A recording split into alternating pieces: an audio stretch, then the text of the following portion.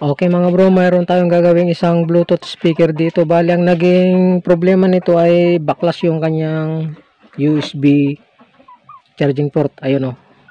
Ayan.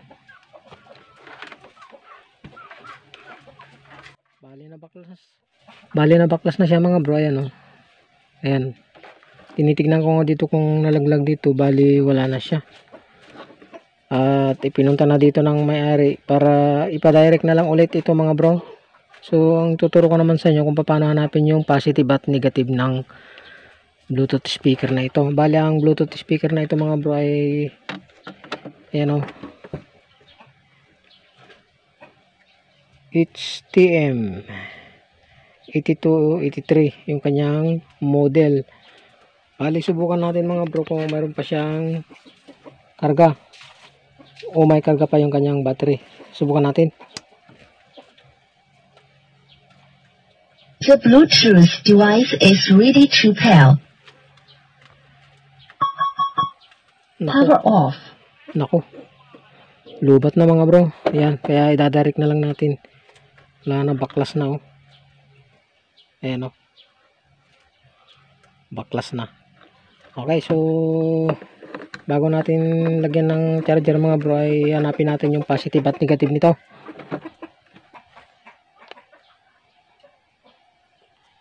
Okay, sit lang natin sa kung yung tester natin sa continuity sa nagbabaser. Yan. Para mahanap natin yung ground saka yung kanyang positive. So, simple lang yan mga bro. Ganito lang gagawin nyo. Di ba ito yung ground natin, itong dalawang butas na ito. Ito yung pinagkapitan ng pinaka-base ng micro charging port natin. Ayan. So, tusukin natin yan. Tapos to, kung connected ito, pag nag-buzzer mga bro, ibig sabihin ground.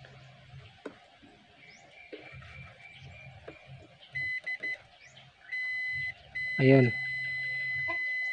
Ibig sabihin nyo mga bro, dito, sa malapad na pinaka-foil na ito, saka dito, ground yan. Ayan o. Ayan. Hanggang dito. Ayan. Kung mapapansin nyo mga bro, yung kanyang mga pin ay baklas na. Ayan o. Talagang sumama dun sa pinaka-base ng kwan. Micro charging port nya. Ayan, so kung mapapansin nyo mga bro, mayroon siyang pinaka-sign dito. Ito yung kanyang negative, yun yung kanyang positive. Medyo i-focus natin ng konti.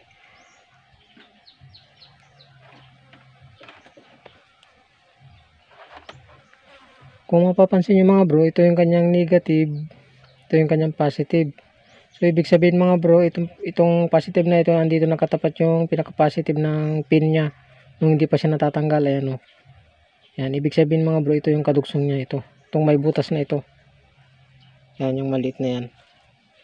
Okay, dito natin itatap yung positive ng charger natin. Tapos yung ground natin, pwede dito. Hindi ka pwede rin dun sa kabila dito. Okay, so bago natin tatap yun mga bro, tanggalan natin to ng varnish. Para lumabas yung kanyang yung tanso.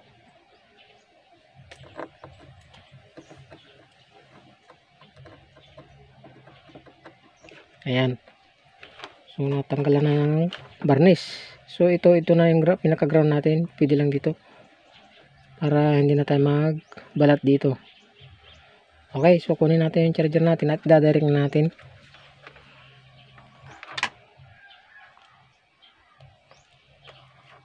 So bali ito yung charger na idadirect natin mga bro. Ayan o, goodie. Ayan. Tapos ang mangyayari ay puputulin na naman natin dito. Okay, putulin natin.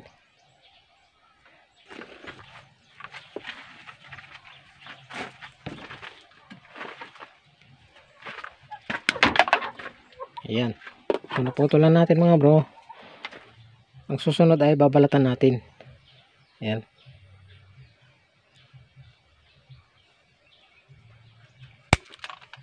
Okay.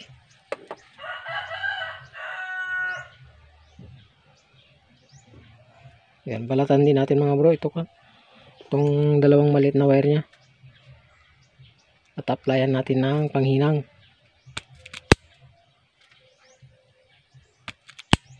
Yan. Tapos applyan natin ng lead.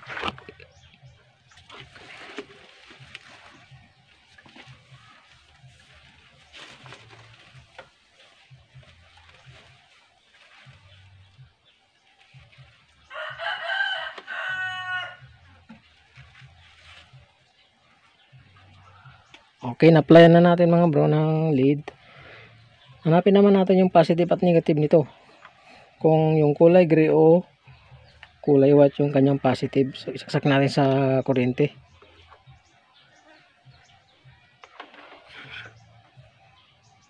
Saksak natin. Yan. Hanapin natin yung naka-positive at negative niya.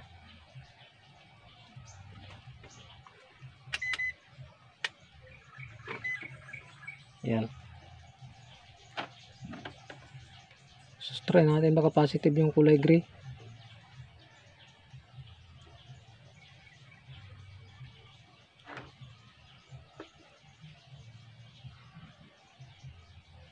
So, ang pinaka-positive niya mga bro ay yung kulay white. Dahil nagkaroon ng negative dun sa tester natin. So, testing natin baliktarin. Positive ang kulay white. Ayun.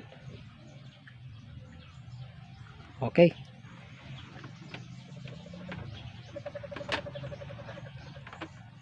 So, dito muna tayo mag-focus saglit. Apply natin yung kinuskusan natin kanina, yung tinanggalan ng varnish.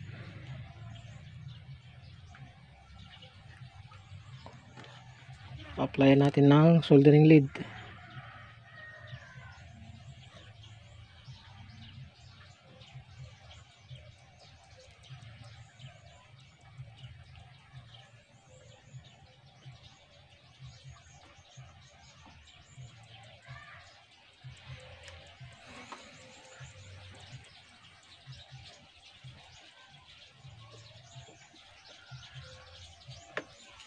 Ayun, na-applyan na natin. Kukunik na natin ngayon.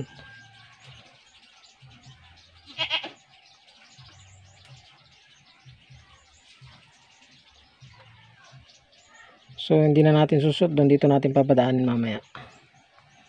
Okay. Ang pinaka-positive natin ay yung kulay white. Unahin natin yung ihinang yung ground natin. Yung negative. Yan. Tapos yung positive natin.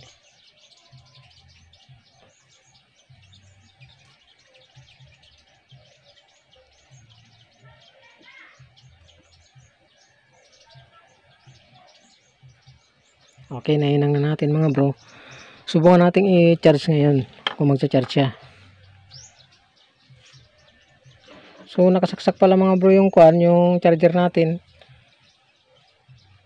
Bali nag-charge na siya. Ayun o, naka-read na siya o.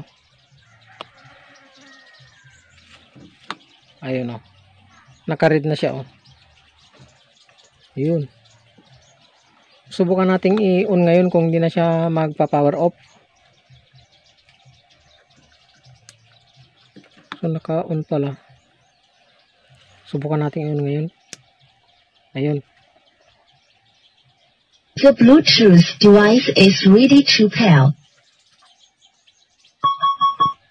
Power off. So nagpa-power off siya. So ang gagawin natin mga bro ay medyo i-charge muna natin siya. Medyo patatagalin natin siya ng mga 15 minutes. Yan. Okay, so patagalin muna natin. Okay na, nagcha-charge na siya oh.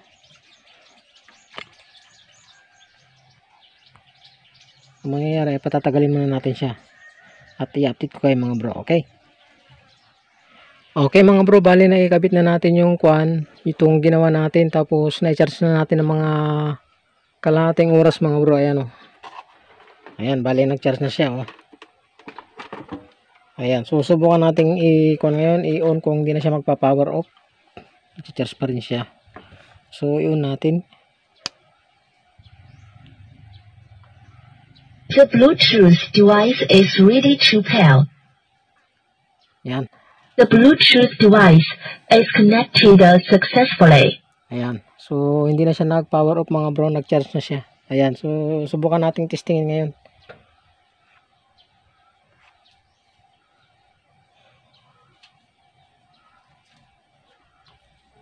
So, testingin natin.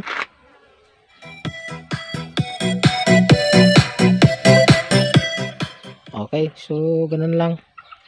Huwag natin patagalin at para hindi tayo makapiright. Ayan. So, subukan natin ulit.